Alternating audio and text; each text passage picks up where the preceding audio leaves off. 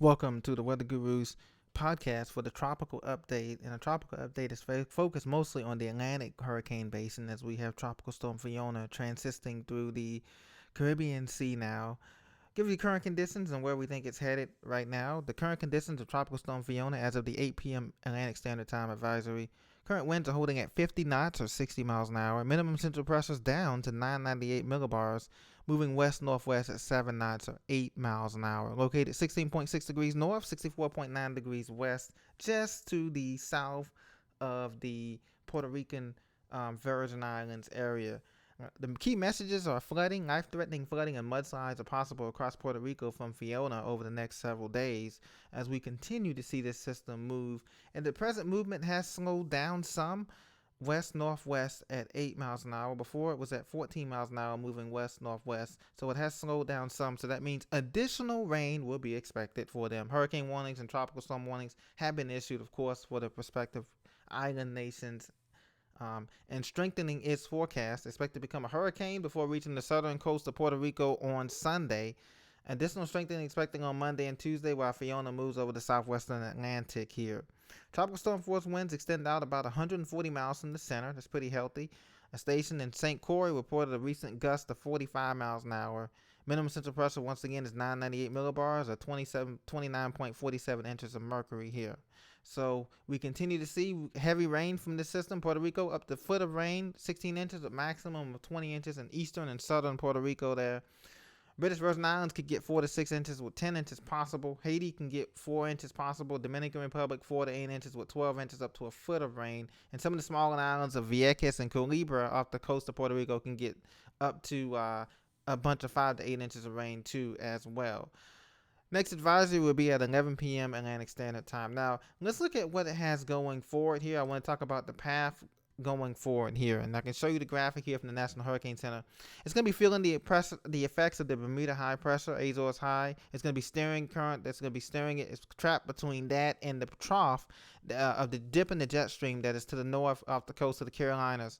So that's what's going to steer it to the north and then to the northeast eventually later on Thursday in the forecast period.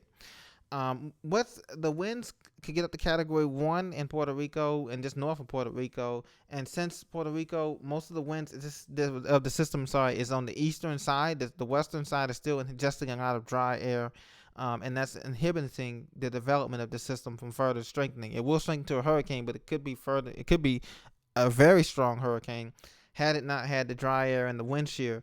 The wind shear is forecast to relax a little bit, and that's why it is going to get to a Category 1 or a Category 2 hurricane as it emerges off the coast of Puerto Rico and Dominican Republic later on Tuesday in the forecast period. One thing to note here is that remember we had Hurricane Matthew that continued its westward motion and did not feel the effects of the Bermuda High. The Bermuda High weakened and it continued its westward motion. In terms of the steering currents, I do believe that this northwest motion will continue. However, I believe that this turn to the north and the northeast is going to be late in the forecast period. I believe there's just enough break in this trough that it's going to continue on its northwest pattern, so much so that it could possibly graze the Outer Banks of North Carolina before making that right turn out to sea. So even though there's the jet stream appears to be a trough there, I understand that, but I do not think that this is going to make a turn, that this is going to make a huge turn here as the forecast model shows. So far, all the models are showing this is going northwest and continuing, then north and then northeast turn. I see the turn being late in the forecast period, and therefore I continue to have this thing going northwest through the Bahamas. So anybody interested in the lower Bahamas and Turks and Caicos and the upper Bahamas should be prepared to face hurricane conditions in this path. I think the storm will continue northwest on the track that it's on. It will not make the north turn till later on, say by Friday, and not Thursday and Wednesday here. It will not make that turn to the north or northeast. So that's where I differ at.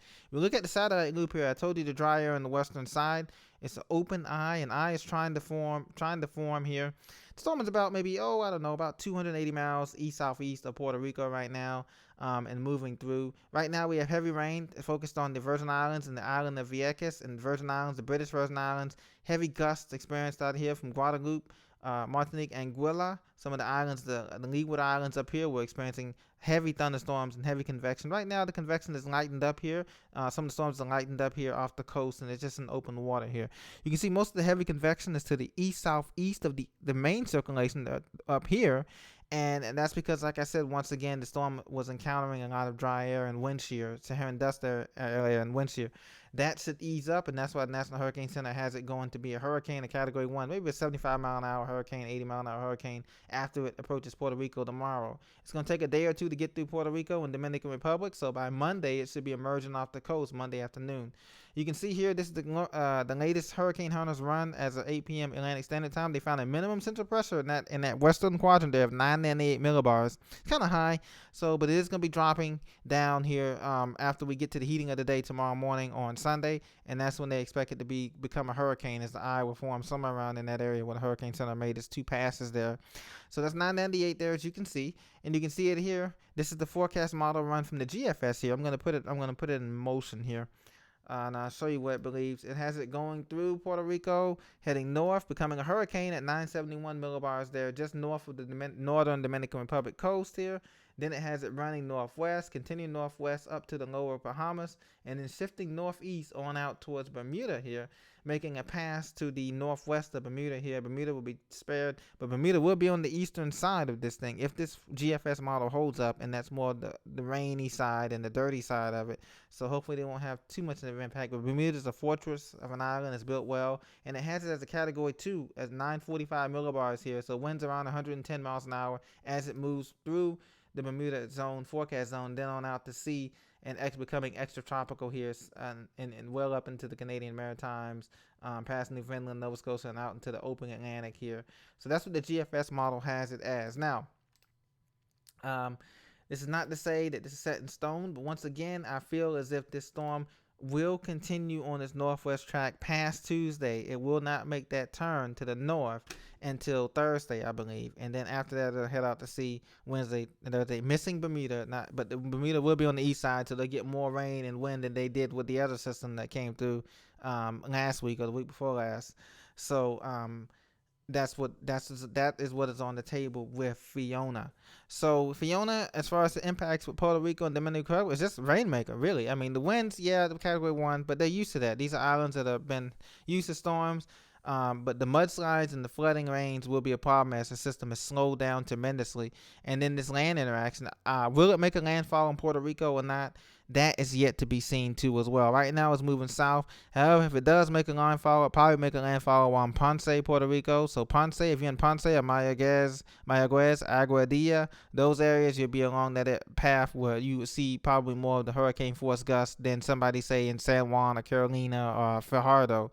So just be mindful of that. Dominican Republic, it will pass just in between Puerto Rico and Dominican Republic. The eye will, and if it can stay over water, it can maintain its structure. But however, if it interacts with Hispaniola's high mountains, the 10,000-foot mountains, that will reorganize the storm and may weaken it to a tropical storm. We'll have to see this intensity if it does weaken after coming out Dominican Republic sometime on Monday afternoon, late Monday afternoon into Tuesday morning. But right now, it does stand to be a hurricane in Category 1, and they'll go from there. So this has been your Weather Guru update. Thank you for joining me. I'll see you on the next episode. Take care.